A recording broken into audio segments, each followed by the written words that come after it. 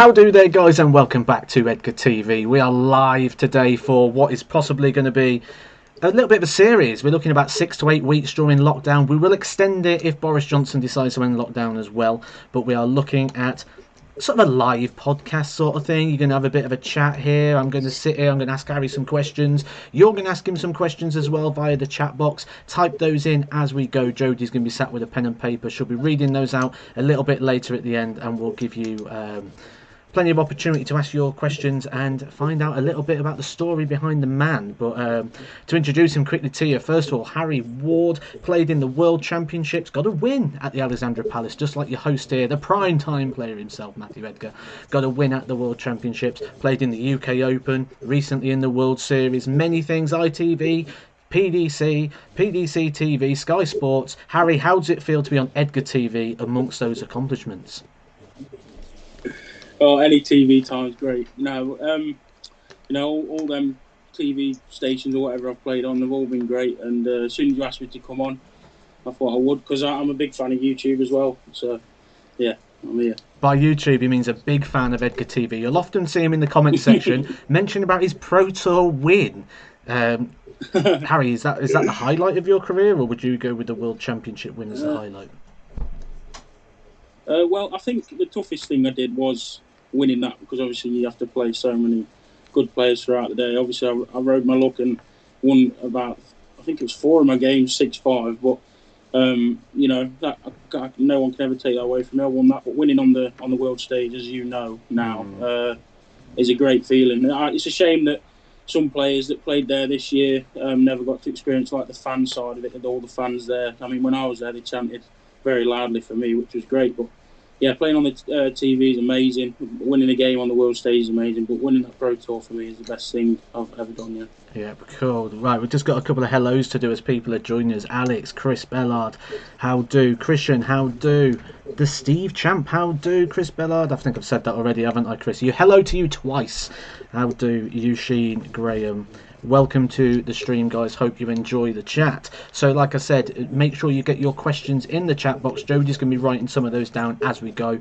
I've got a couple of questions for Harry myself. I've got another one here for you, Harry. Darts nicknames are huge. We've got Prime Time, Matt Edgar. We've got Snakebite, Peter Wright. How did you come up with your name? Big. Well, to be honest, years ago, when I played at the Lakeside Youth Final, I was struggling to find a nickname, and my mum came up with one because she has always been my biggest fan. It was Harry the Hazard, and I didn't really like it, but I had that on my shirt. And then I kept that, but then everyone, all the PDC officials started calling me Big H, just as like if I walk in and I was at an event, they'd be like, "Oh, Big H, how are you?" And that was before I had it on my shirt. And I thought, well, if they're going to call me that, and people are actually calling me that name, then I'll use it as my nickname. I was going to ask you, did Matt Ward have any influence on this? We know he's come up with Super Chin. We've got Evil Charlie. We've got Massive Vincent Vandermeer. Well, no, I think I chose it before I actually signed with Matt. Some people were calling me then anyway, but we all know he likes Big in the name. He's got Big Willie as well, Big Ben. No, it was. I think Matt obviously likes the name because it's easy to say, but I don't think it was as much influence as he has on the other players. Yeah. I think I'm going to get this one in quite early, because this one's probably going to be the elephant in the room. And this was one of the reasons I wanted to ask you on, because a lot of people ask me every time I do a Q-School video or a Pro Tour video, and straight away I can see that P. Nilly's asked me already, Jamie Ashman has asked, spoken about, Joe Oliver's asked as well, why did you stop darts? To some people the tour card's an absolute dream, and you were sat comfortably 57 in the world, which I've now took over from you, and you decided it weren't for you. What was going on there? Just last year was a terrible year in all aspects, really, but sitting back, I just looked at it and thought, I had all the time to practice in the world when the first lockdown hit. I had so much time off work, and I practiced for like a week, and it got so repetitive, and it made me think, if I was given the chance to quit my job and become a darts player, like you see the top players now, which the standard is incredible, I honestly don't think I'd do it. I don't think I would practice and put the effort in like they would, because I don't enjoy it. So for me, it was just the case of I'm quite a realistic person, you know, and I thought I don't think I'll ever get to that level, and I don't want to be someone that just stays around the 50th in the world, 60th in the world area. Maybe lose my tour card in a few years, or so. I just, while I was sort of still on a high in the darts, rather than playing this year and then probably losing my tour card, because I had a really good 2019 for a debut year, obviously qualifying for the Worlds and winning a Pro Tour. I thought I'll just take the plunge now, because I just don't think I can be that professional that people want to be. I enjoy my job, and yeah, it wasn't easy to make the decision, but just one of them things. I still don't regret it to this day, so I'm happy enough. Do you ever have any second, like when it came to that moment, even though you said it all and all the sponsorships have ended, and it came to that day where you weren't going to renew it anymore? Was there any second thoughts, or was you just, I've made my mind up, this is what I want to do? I'd totally made my mind up. I can't thank Matt Ward enough for what he did. You know, he's so amazing through it all, and he even texted me. I think it was just after New Year that Alan Warren a little wanted confirmation that I was handing my tour card in, and there was no second thoughts at all. I sent him an email. I said thanks for all the opportunities, because the opportunities they gave the players last year when a lot of tournaments were cancelled, no one was sure what was going to happen. You know, I said thanks, and you know, I will be handing it in. And he just said good luck to the future, and yeah, still, as I say, still don't regret it. So. We obviously spoke at the World Championship qualifier, because you turned up there because why wouldn't you? You've got the opportunity to do so, and you're going to do. You lived a couple of miles down the road. You turned up. You didn't have any flights. You had to. You didn't even bring a full set of darts. No. You had to borrow some. Was it off Willie Borland? I borrowed his flights and stems. They were purple ones. Yeah, I had to borrow them. And I remember looking at it, and I think you know what the dart player room's like. Everyone's looking for a weakness, and I looked at it and I thought, I wonder if it was one of my seeds today. You know, this would be nice. And then I went and had a look at the board to see how you got on, and I saw you won the first game, and then I think you lost to Robert Thornton in a close one in the second game. Yeah. What if you'd have got through? Would that have possibly changed your mind, or would that just been a nice payday to? See, it sounds bad, but I would have. I took it and run, you know, sort of thing. I went there just because I thought, why wouldn't you? The opportunity, the money the PDC offer is amazing, and it was at Coventry, so it was only down the road. So, and I went. I had no expectations. I played decently in the first game. I literally not thrown a dart for 3 months or so, and I averaged like 88, and I was like, oh, I've still got it a little bit. And then me and Robert just couldn't hit doubles. It weren't a great game, but you know, had I got through that, I would have been playing Jamie Lewis, and Jamie Lewis and Robert's game wasn't great either. So I actually did have a really good chance that day, and I was, as I say, I was a seed on the board. So I was unlucky, really, but that was my final hoorah, as you could say. But it was nice to see a few people get through, and you know, because it's really, really good playing on that stage. And yeah, just shame it wasn't me, but I've been there, so I'm happy. Yeah, that was. That was one of the stories that I thought I've got to drop in somewhere. You know, you didn't even turn up with full kit. You know, that's when you. The only thing you needed that day was 3 flights, 3 sets of stems, and 3 barrels, and you could have given it a go.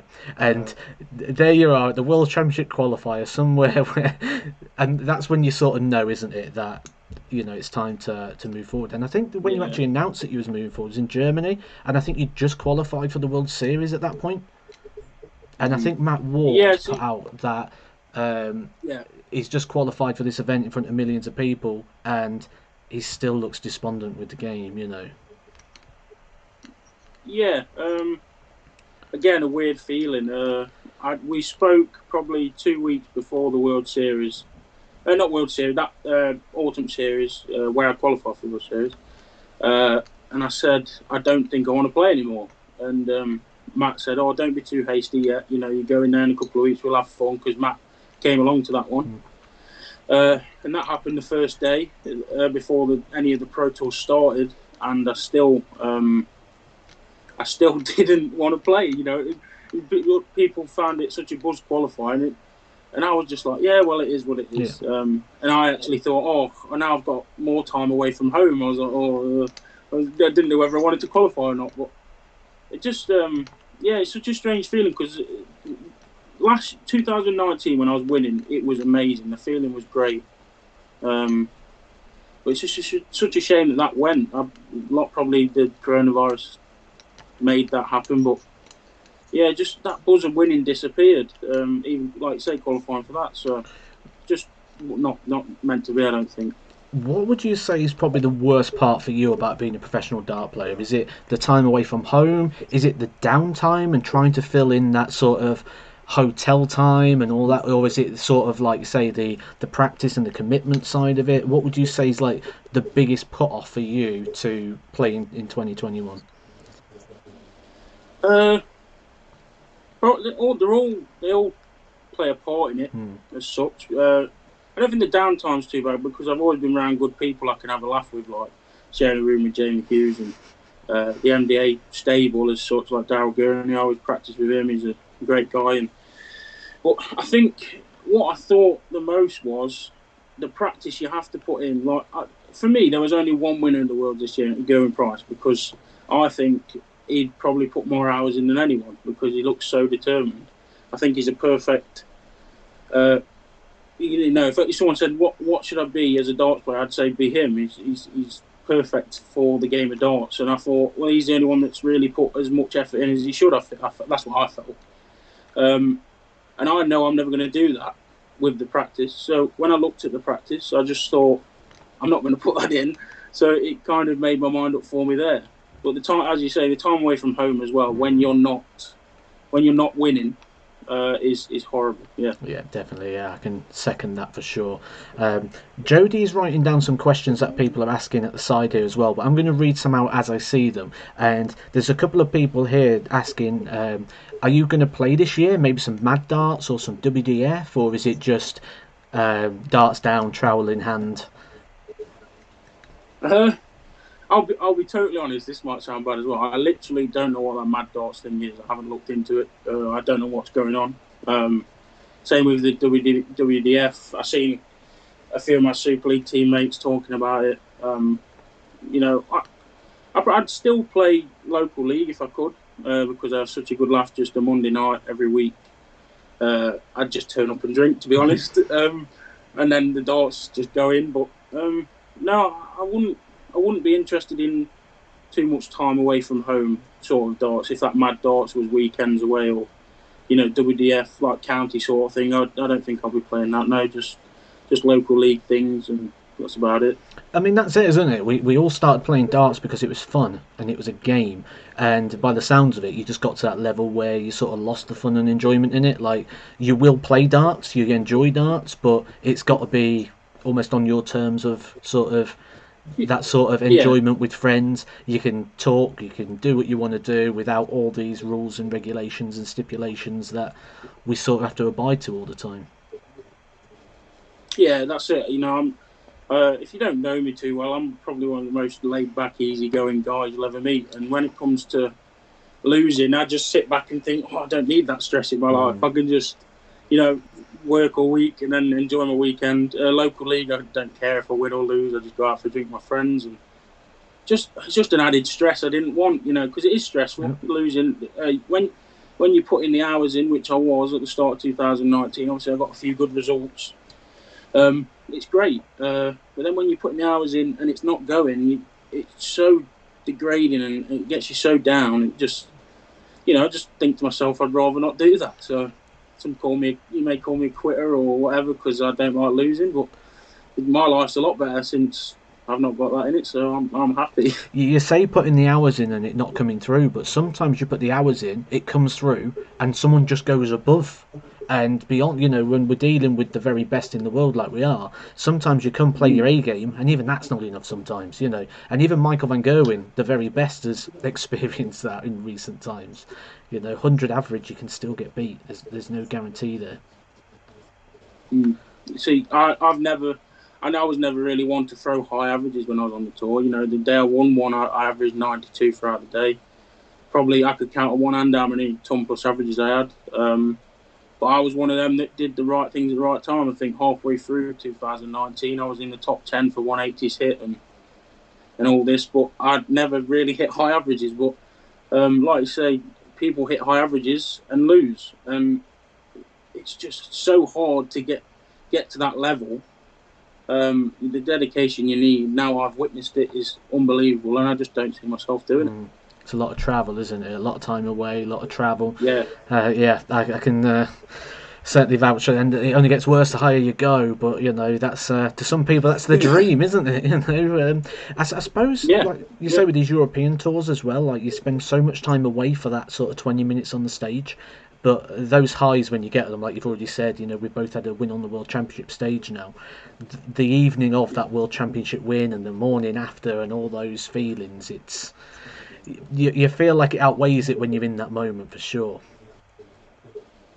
Yeah, I'll never forget that when I won at the Worlds. Obviously, I was so far behind. I think it was two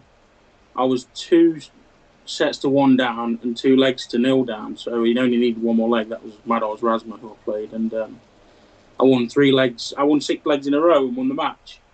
And I got so embroiled in winning. I won the game. I came off stage. I was happy. My parents were there. My friend Chris and manager Matt. And I won the game. And not even, obviously the money's great in the PDC, but I think until about 11 o'clock that night, and I played in the afternoon, I didn't even realise what I'd done money-wise for my rankings. Just the feeling of winning on the stage was amazing. And then I realised the money, and I was even happier then for a few more hours. I couldn't sleep. But, it just... I probably will miss the feeling of winning on stage because it was amazing, but the feeling of losing, I won't miss. So it's just, it's just you have to take the rough with the smooth. So I have done and made my decision. Would you say that maybe through time you struggled with a bit of confidence at times? Because we've seen you do some really good things in darts, but also in some of the interviews and things you've said, like when you first got your tour card.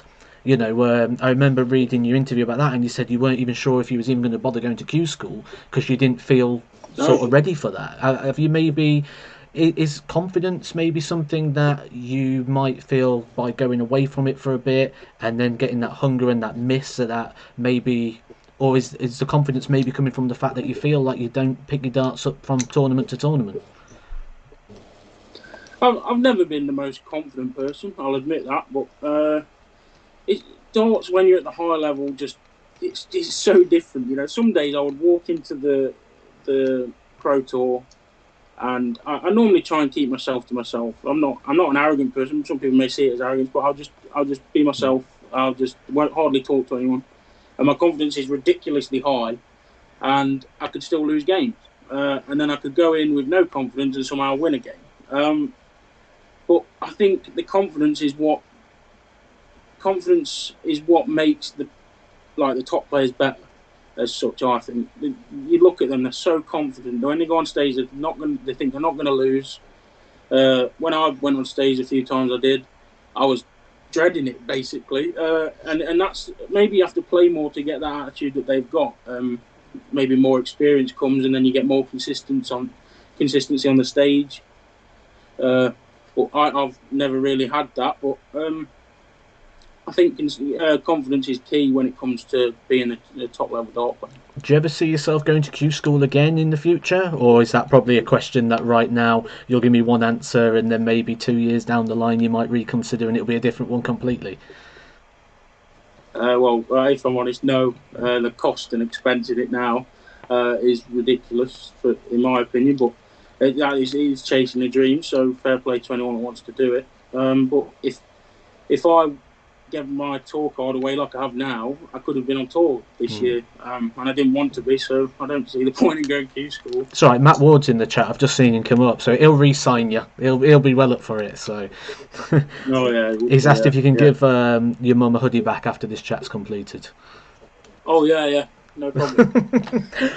What do you think about Q School this year? Because I mean, from a personal standpoint, I look at it and I look at the people that are talking about it on Facebook, Twitter, social media, and they're talking about the sacrifices they have to make. Like, oh, I've got to take this holiday off, or it's this financial commitment. But then I think about when you're on tour, the commitments and the sacrifices. You know. Even just down to things like missing my son's birthday or things like that, you know, and then I look at these people that they're almost debating the opportunity they've got because they don't feel they have to make any sacrifice to it. And obviously you're one of the people that's gone through it and didn't like that sacrifice. So you said, actually, I think the quote was, you said a normal life, wasn't it? You said in the interview. Yeah. Do you see sort of, I think, how does that sit with you sort of thing with, when you see all these complainers, should we say, or do you just be like, that darts ain't for me no more, they can get on with it?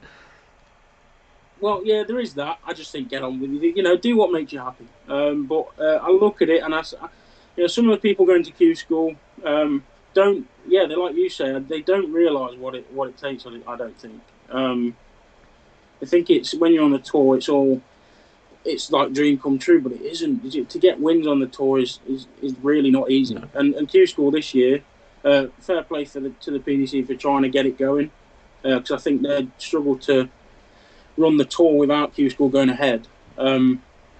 So yeah, Q School this year, if I was a player averaging 90 and I just wouldn't go anyway. I think it's just not the right time to go. But fair play to anyone that does, and I wish them all the best as well.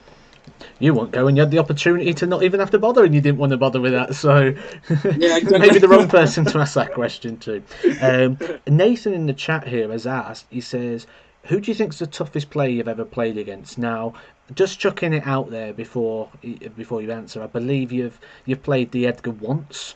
In which case, the Edgar took that victory, which was recently in the Summer Series, in what was actually quite a very impressive game. Actually, it was a really, really high standard. It was. So, but who would you say besides the Edgar is the hardest player to play against? I've played a lot of the top players, but for me, it was Gerwin Price. He's you can't get under his skin as such. I went 5-5 with him. This was 2019. This is when I was hitting my 180s and winning games. 5-all. He'd never played me before. I wasn't scared as such of any player. My confidence was high. And at 5-5, I think I went out in less than 15 darts to make it 5-5. And he hit 6 perfect darts, went out in 11 darts. And I was thinking, the pressure of playing a nobody as such, because I wasn't really well known then, going 5-all, and then he just does the business, keeps himself to himself. I just thought, them sort of players where you can't get under their skin are the worst players to play against, because you just never know when you've got them beaten. And I did think I was confident going into the last leg, where he absolutely hammered me. So yeah. I'd say Gerwin Price. Yeah. All the top players seem to have that 12 darter, don't they, in the 11th leg when they need it. I think that's a good difference. Jamie Ashman's asked a question. Well, he's actually made a statement. He said, "You're going to regret this in 10 years' time." And I'm sure you've heard this every day you wake up for the last 2 to 3 months. And I saw that you mentioned Mervyn King came up to you and spoke to you before and said, have you not got talked out of this silly decision and that? Was there any other top players that sort of tried to talk you out of this, or did they all just sort of wish you well and want you out the way? A few people, wished me well, which was nice. No one was really bad. In the end, it's my choice. And to be fair, I've not had it every day for the last 3 months. I've been living a great life. But Mervyn King said that comment, but I get on with Merv, and I'd like to see him do well. He's been doing well the last few months, and I've been sending him messages of support. He's been messaging me back, wishing me well, so that's nice. But in the end, it's just my decision. When I made that decision, I was thinking no one else can really say anything. It's just I'm off the tour, and that's that. So, 10 years time, I might regret it. I'm not going to deny that, because I don't know whether that'll happen or not. But as of right now, I don't. I see it, the coronavirus is awful, and darts is hard at the minute, so I don't regret it at all at the minute. But 10 years time, I may do. So we'll see. Did COVID have a play on your decision to want to stop playing? Did, like you said, you like the fun of it and you like the people around you. When we've been in these bubble environments, you've not always been able to have these people around you and to have sort of this um, people back in your room, especially the summer series. You know, it was all very isolated and alone for a week. Did that sort of have any bearing on the fact that you didn't enjoy that? And like you say, losses are hard to take, especially on your own. I mean, I think I made my decision before that. To be honest, I went to the summer series with no practice, and I played okay. Like I played you at the summer series, we had a great game, but it's just like the main factor was I had so much time to practice in the first lockdown, and I still didn't want to do it. And I could have come out of that lockdown playing the darts of my life, practicing 4 or 5 hours a day, but it just didn't interest me. So that sort of made my decision there. People don't understand the dedication you have to put in, so. For me, I do, and I just don't think I'll ever do it. A lot of people are also asking about your job. You're a bricklayer, aren't you, at the moment? Yeah. Yeah, cool. Thought so. The other thing we've been asked about here is development tours. So I'm guessing you've got a couple of development. I should have done more research beforehand. I've just gone on my own sort of knowledge. A couple of development tour titles to your name, I believe, by the chat. No, I've never won one. Never No. won one. Well, there you go. Because that boy has said, how hard is it to win a development tour title? I'm guessing as you've won a pro tour but not a development tour, bloody hard. Very, very tough. All the kids coming through are very hungry to win, and I think I've lost, off the top of my head, 4 finals. And I've played terrible in all of them as well. But I've never won one. I think the development tour as well as the challenge tour are tough to win because of 2 tournaments in one day. That's not easy. The strain of playing games and all day and everyone hitting these high averages is not easy. So they're tough to win. But if you're a young lad wanting to progress in the game, they're good to play in because the standard's so high and it do nothing but make your game better. Did you? I mean, I played the Challenge Tour, and when they were sort of the 2 on the same day, which I believe is the Development Tour as well. Did you ever sort of like try and put some plans together? Because like I'd always on the Sunday, I wouldn't play the afternoon event or the morning event to just play the last one because fatigue, like you say, it kicks in. 4 events in 2 days over long formats. Did you ever make any plans like that, or did you just think I'm just going to play them all and try and gain as much sort of experience as I can? I tried loads of different things, to be honest. It's always tough because you don't. The first tournament, if you like to drink before you play, which a lot of players do, by the time the second tournament comes around, if there's a lot of entries, it's a long time waiting. You got to, it's like a European tour as well. If you get through to the Sunday, you're playing at 12 o'clock. You could be playing in the final at 10 o'clock at night. So, learning to pace yourself and knowing what to eat as well, which. I like to eat a lot, to be honest. Really?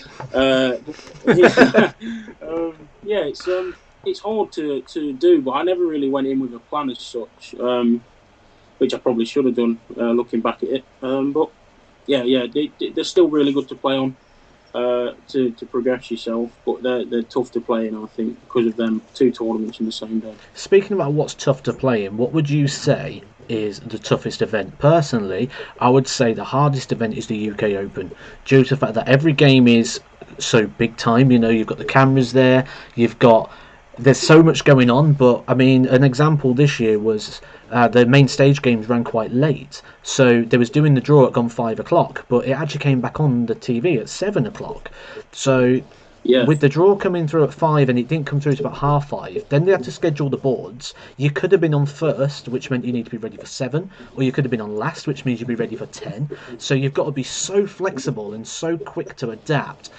Would you say the UK Open's the toughest, or have you experienced something different maybe with like you said? I've got a good story about the UK Open this year with regards to the draw being let out late. So I played obviously on the Friday. I won 2 games. I think I beat Gavin Carlin and Stefan Siepman. I think that's how you say his name. Put me through to the Friday night where it's best of 19. The seeds come in, don't they? Well, some of them. And I think I finished my game to get through to the Friday night around 3:30, I'd say. And I was stopping in a caravan, and a really nice caravan, but it's so far away. We walked back, and I thought I'll have a nap. I thought I'll have a quick nap, recharge the batteries, have a shower, go back to the venue. And as I'm about to join my mum, who's there, I say, will you wake me up when the draw's being done? And she went, yeah, no problem, yeah. Right, okay. So fall asleep, and she wakes me up saying, the draw's been done. It's about 5 to 6 at this point as well. The draw's been done, you've got Ian White, and you're on first. So I was on at 7, and I woke up at 5 to 6, and I had to get ready, and all this. And I wasn't prepared, and that's one of the first times I've ever done that. And yeah, I think it's very tough to play, because even say if you're in the very first round and your first game's at 12, and like you say, you could be on at 10 that night if you get right through. Yeah. It's so tough to play in, but so rewarding at the same time. So you see the Riley's qualifiers going through to the Saturday, and that's such a rewarding feeling. I never got through to the Saturday, and I think I've played in 4, maybe 3 or 4 UK Opens. So yeah, it's a great tournament for the players, but also very, very tough to play. Yeah, and I think that's the message that I hopefully got across this year, because I did a video diary on the UK Open, and a lot of people, like say, see it at home and it's session, oh, they'll be ready, but they don't see that the preparation time for that is so flexible, and so it could be anything. With that in mind, I've obviously shared a taxi with you coming back from Dublin, so maybe we won't go for that story, but how do you manage this downtime? I did a live chat like this in Germany with Glenn Durran and with Ryan Searle, and we spoke about that downtime. Ryan Searle sits looking at buying Pokemon cards. Glenn Durran watches Middlesbrough's highlights on YouTube, so he's got a lot of spare time on his hands. What about your downtime? How would you? What would the traditional Harry Ward Friday evening at the darts look like? I might bring my PlayStation along, or I like watching YouTube videos. Edgar TV.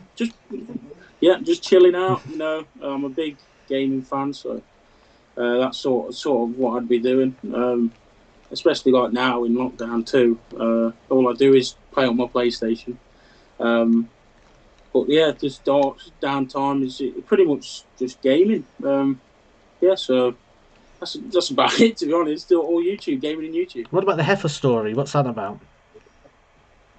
Oh, God. So, at the UK Open last year, I was playing, and someone shouted, "Come on, heifer," in the crowd. And apparently that's a nice word from where they're from. But from where I'm from, it's basically calling me fat. Yeah, so it was funny. And my manager and my mum were in the crowd, and they were like, "That's not very nice." He's like, "Oh, it's a nice word for where I'm from," which I think he was joking. Yeah. So Matt's a bit of a he likes taking the mick, so he's always had that in his mind. And taxi from Dublin, where we play, to the airport, he's got a taxi for us, and instead of saying put Harry as the name, he's put Heifer. So I'm sat there, and I get a text through to my phone, and it says, "Heifer, don't worry, your taxi will be here soon." And I'm like, "What? What's this all about?" And he's sat there pissing himself. So, yeah, that's the story for that. But it all stemmed from someone calling me that at the UK Open, which I didn't actually hear at the time because I was so in the zone. But yeah, that name stuck with Matt and me since then. Yeah, that's brilliant. I love things like that. There was a cartoon, wasn't there, where there was a sort of character called Heifer on Nickelodeon. I might be showing my age a little bit here. There's a character on Nickelodeon. Oh, I have no idea. Someone might help me out in the chat box. Someone in the or Ryan's just arrived. Ryan Searle's just arrived. He might be able to help me out. We're about the same age. Someone who there used to be a cartoon, and there used to be a guy called Heifer, and yeah, he was very round, to say the least. It's a big round character. Someone might be able to help me out. Summer Farms Estates has asked an interesting question. Do you think maybe, with it just being like a one-day sort of event, maybe the Riley's qualifiers, once COVID's passed, might be something that you try your hand in? Because it's just a one-day event leading to that event we've just spoke about, the UK Open.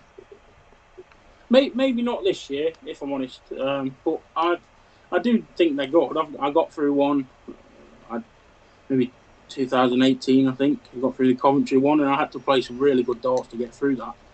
They're long days too. Yeah, maybe in the future I might try that, because the reward's so high. Just because my friends enter them as well, so I'd probably just go along with them and see how it goes more than anything. Like you said, darts for you's social.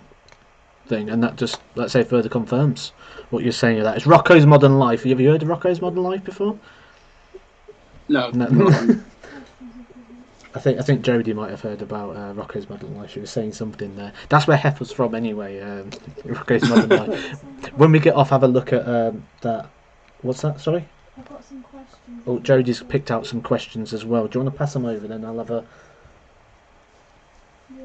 She's been picking some questions out as we've gone, guys. Like I said, I picked a few out as we've gone through. But Okay. a couple of people asking about your football team as well. Just while I get these questions off of Jodie, are you a football fan?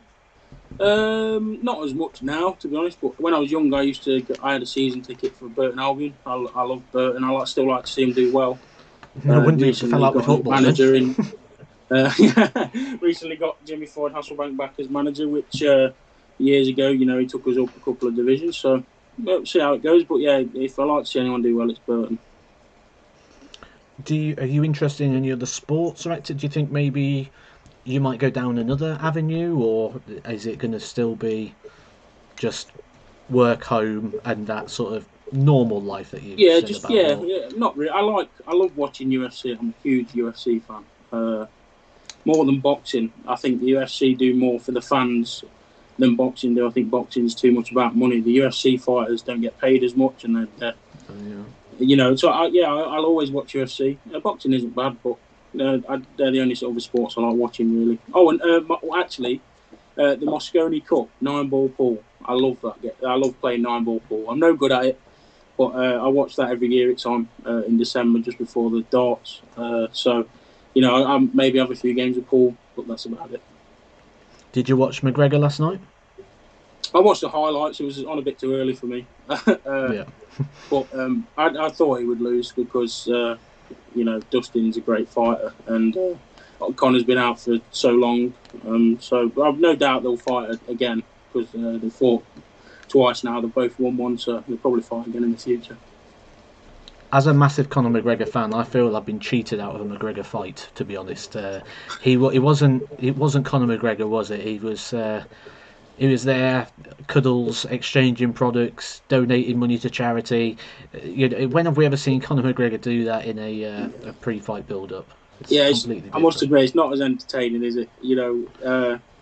When he was when he beat Eddie Alvarez to become the two-time champ. Well, he got two belts at the same time, and then he was fighting Mayweather and all that. God, he was so entertaining to watch, weren't he? Even though some people don't like that sort of thing, I thought it was so entertaining, and he's a gracious loser as well. So I am a fan of him, but he's just not the same now, is he? No, definitely not. You let out a secret earlier on that was an exclusive for Edgar TV, that you like food. Oh, And, yes. Yeah, we've not noticed that at any point. There's quite a few people asking, actually, since you've let that out, I'm just seeing all the time, what's his favourite food? What's his favourite food? So, there you go, guys. Harry Ward's favourite food is... I don't know. Oh, I really like fish at the moment, if I'm honest. I've been having a lot of fish, like tuna, salmon, that sort of thing. But if it was takeaway, which is a lot of people's choice, I would say Chinese takeaway. Oh, yeah, like that. Good choice, yeah. Good one. I was just looking there, like, if you had to go out to a restaurant, what would it be? I'm guessing it'll be an all-you-can-eat buffet. Oh, yeah, all-you-can-eat Chinese. Yeah, you can't beat that. Yeah. Get a bit of everything. Yeah. It is a good question, actually. What first got you into darts? That's from Grant Swindle. What first got you... Was it the social side, like we've said already? Was it like that aspect, or was...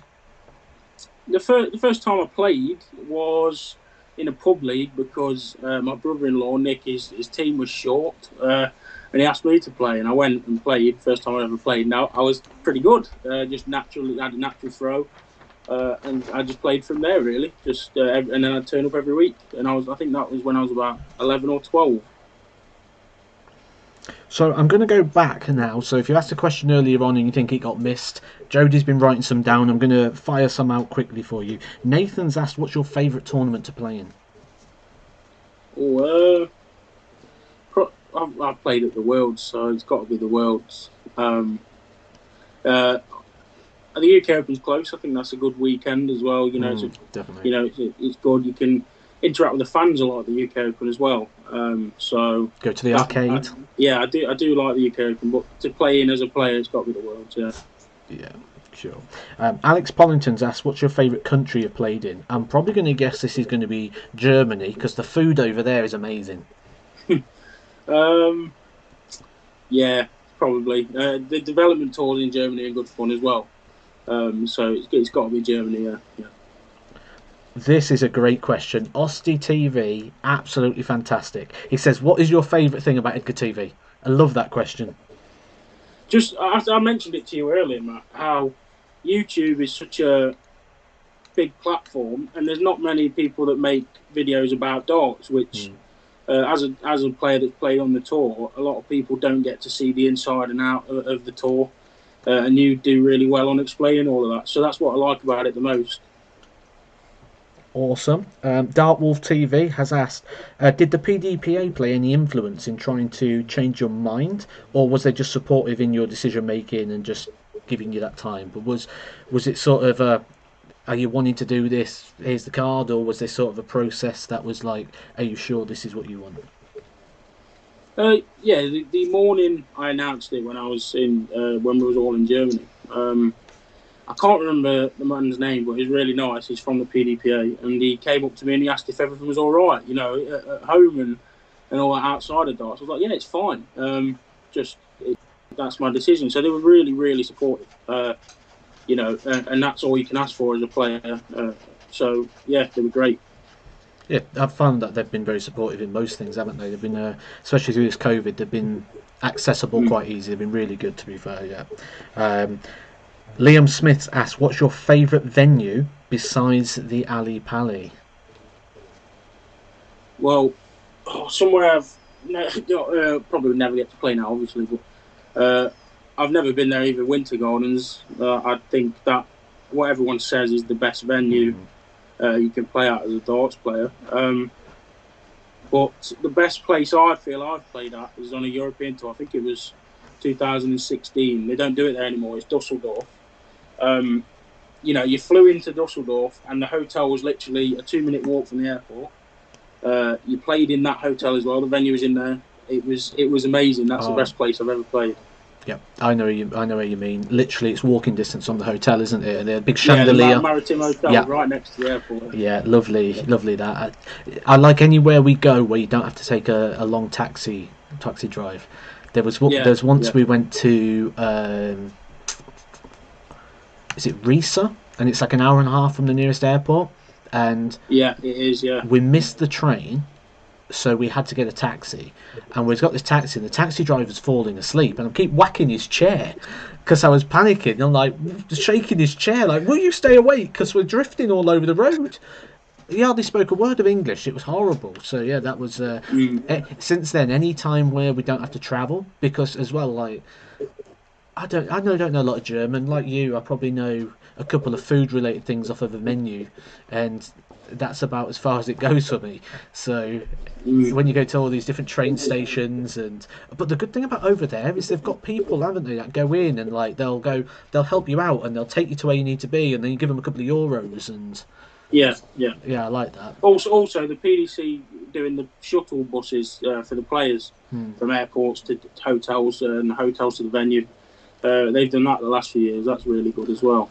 Yeah, that's stopped now again. So yeah, I know.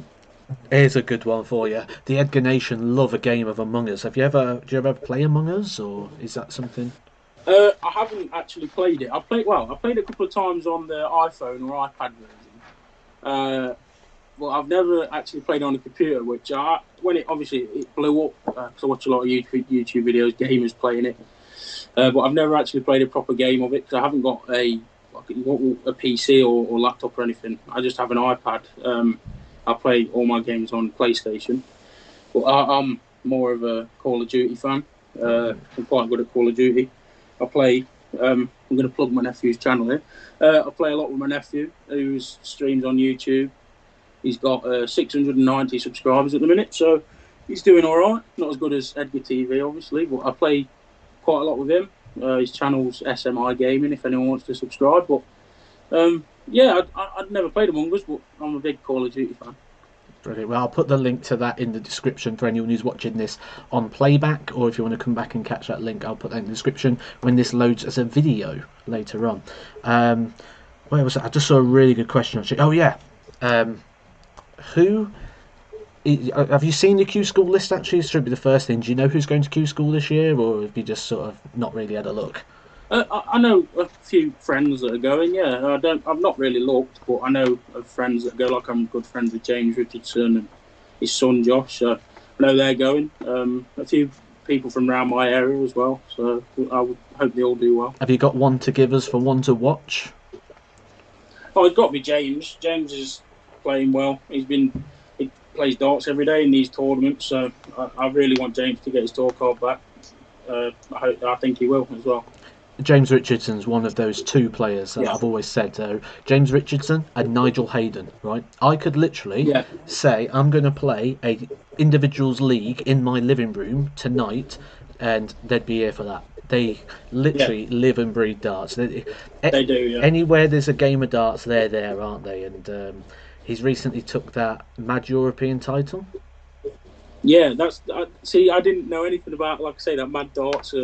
I've really not read into it much, which probably isn't great. I probably should, but yeah, I've seen James won that, so he's doing well. One of the conversations we used to have on tour was about wrestling belts, wasn't it? We both like collecting wrestling belts, and the fact that Mad, to their champions, give out basically a wrestling title, does that not get your juices going to maybe get like a darts belt of your own, like go and win one of those? Well, I do. I used to like wrestling a lot more than I do now. I bought my belts probably 3 or 4 years ago. I've got them in my room, actually, around my gaming setup. But yeah, I've seen that belt. It's really nice. But the Champions League one a few years ago, when they did the belt, I was really jealous of that. I think that's great. You won it, did Van Gogh win that? Yeah, did, yeah. He's got the only one ever to win a belt off darts. I think that's great. I mean, like a PDC one. But yeah, I do like my wrestling belts. But yeah, the Mad Darts, even when I seen that, I was like, oh, I could get myself one of those. Yeah, it's one of those things that if I didn't have a tour card, when I was watching The Dawn, which was their sort of opening event on YouTube, I was watching that thinking, I'd fancy a slice of this. You know, yeah. You know, I mean, I didn't watch it, but I seen the belts and I was a bit jealous. But I'd be wearing it quite regularly. I'd get its use. Them belts would get their use. I mean, I've got 5 wrestling belts. None of them go around my waist, which is a bit gutting. But yeah. What, did you accidentally order the children's version, or? No, they're definitely the proper ones with how much money I paid for them. But yeah, just not big enough. I have to have them on my shoulder instead. Yeah, I'm not allowed to have ours up anymore. So I used to put my belts on the curtain pole, but the curtain pole. She's looking at me now. She's looking at me. The curtain pole broke, and it caused World War III in our house. So they're not light though, are they? They're quite heavy, and I put 5 belts up on the curtain pole. So. I told you it's like all the time. Oh, we've got another sheet of questions coming through. Oh wow, we've got loads. We've got loads. I hope you've got a beverage there for you. I always drink water. Chris Bradley's asked who is the best marker on the tour. Best marker on the tour. One guy I really get on with is Andy Walsh. He does a lot of the streaming board as well.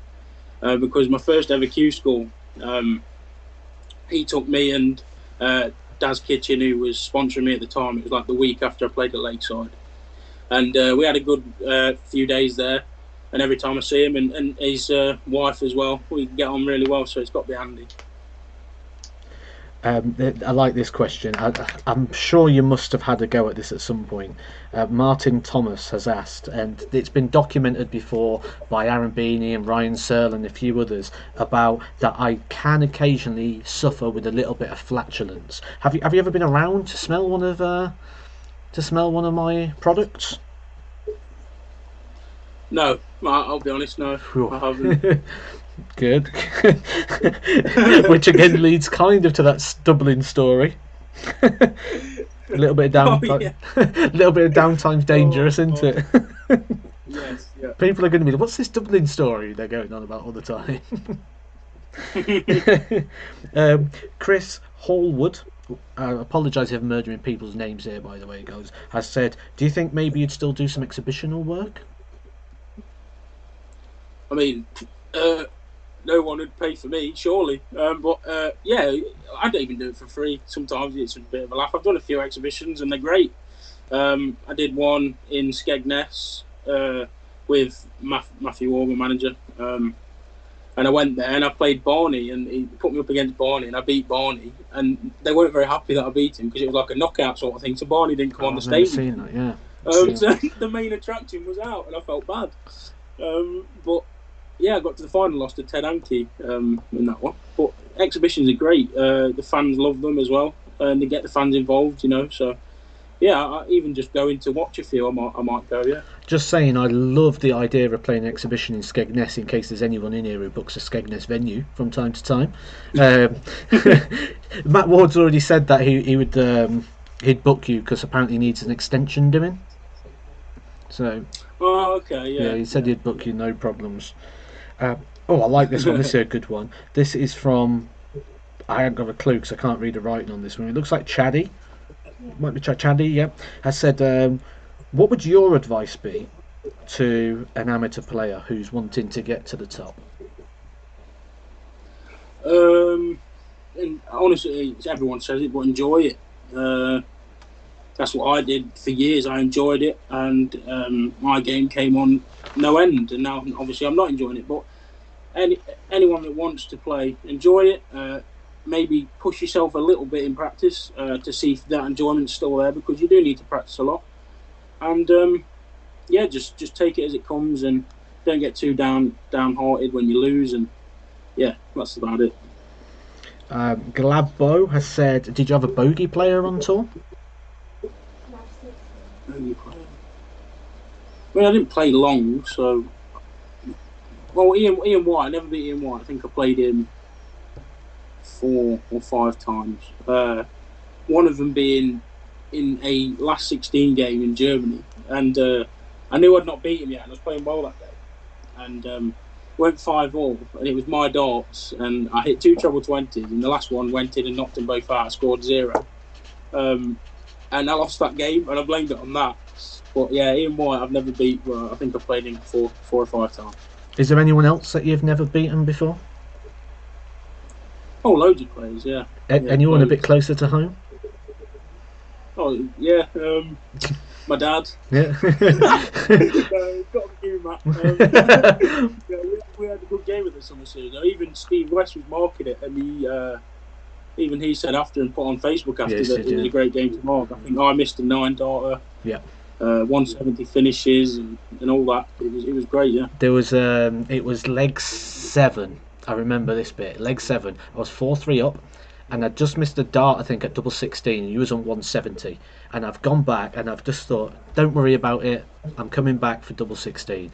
And I looked up, and it done game shot, and I'm like, I've just lost. And then it was your throw, and you was throwing to go 5-4 up, and I think I went out in 11 darts. And I was just like, yeah. And then you broke me back, and I'm like, what are we doing here? I know. And to think of it, this is all from a player that hardly practiced really before that. But when you're in the flow of a game and the confidence is flowing, because I think did I win a game to play? I think I beat Brendan Dolan before playing. Yeah. The confidence is there. We both had a good game, yeah. This is going to be an interesting one, actually. Do you find it's easier to play against a player that's playing well? Yeah. If you know you're playing someone that's a better player as well, you sort of relax a bit more because there's no expectation there. Playing someone, the youth tour is a great example of this, because for a couple of years I was a player that, say if you're a younger lad and you're looking to avoid players to draw, it'd probably be me at one point, because I'd won a pro tour and I was playing well. So, like, someone would draw me and they're only averaging 60, and I'd only just win the game with like a 70 average. And then you play one of the better players on the youth tour, like Ted Everts. I don't think played one youth tour, but say if you draw someone like that, you play better because you know you have to. Yeah. I was always bad for that, playing the player rather than the board. I'm probably one of the worst players ever to do that. You can get lost in a good game as well, can't you? Where it's just you almost it doesn't matter because you're expecting them to hit whatever they're going to hit you. So you can be in a good game and it's like 2-2. I've done it before. You 2-2 with a really good player, and then the next minute you're 5-2 down, but you're not playing bad. And then you look back and think, oh, this could have been different if I'd have just kept my concentration, even though I am playing well. Just at the certain moments, hit the right things. So yeah, if you're getting embroiled in a game where it's just quite fast as well, and you're both playing well, you can run away from it. Yeah. It's that expectation, isn't it? Like if me and the missus are doing some cooking and she decides to give me a couple of jabs in the arm, I'm like, oh no, please stop. You know, you don't want it. But then, you know, you'd get in a boxing ring and it's fine because you expect to get hit when you get in there. So you almost forget about the fact I'm going to get hit. Where in that situation, it's like, no, please don't hit me. Stop. You know, the two just don't match up. This is a chance as well, actually, for me to say, if you haven't done so yet, hit the subscribe button if you're new. Underneath here as well, you'll see a thumbs up button.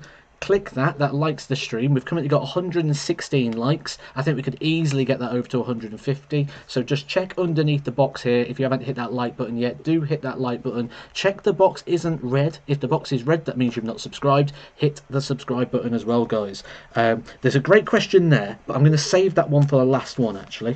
I'm just going to circle that so I know to come back, because that is an absolute brilliant closing question.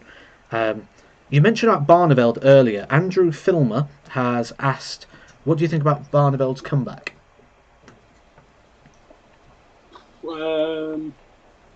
It's definitely going to be interesting, that's for sure.